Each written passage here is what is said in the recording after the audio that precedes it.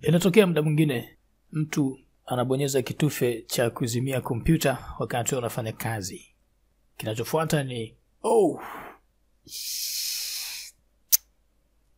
halafu sikuisave ile kazi unajua ile. Usijali. Leo njoo tupate dawa ya tukio hilo.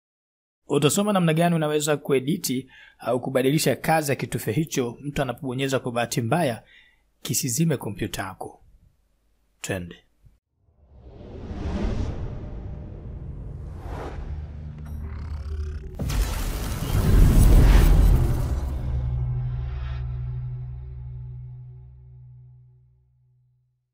Somo jepesi, dakika 2-3 limeisha. Jinsi ya kubadilisha kitufe cha kuzimia kompyuta kifanye kazi si ya kuzima ni rahisi. Njoo hapa, nenda kwenye control panel, andika control panel. Kwenye control panel nenda system and security. Tafuta sehemu ya power option. Kwa kama unatumia laptop, maana yake sehemu ya power inakuwa ipo karibu kwako wewe. Kwa ingia sehemu ya power, hiyo sehemu yenye betri, ingia kwenye power.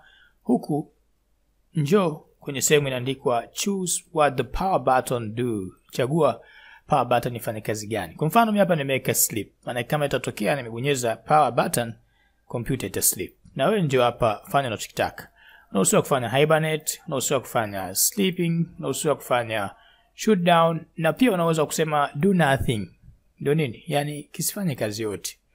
Yaani kiwe tu mtu akibonyeza kana kwamba akabonyeza sehemu nyingine yote ambayo si muhimu. Mwingine ataniambia sasa kompyuta nimezima na iwashaje?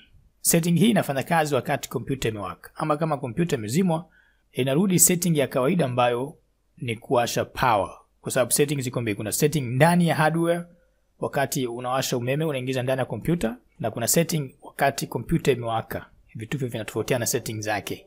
Ukimaliza sema save changes.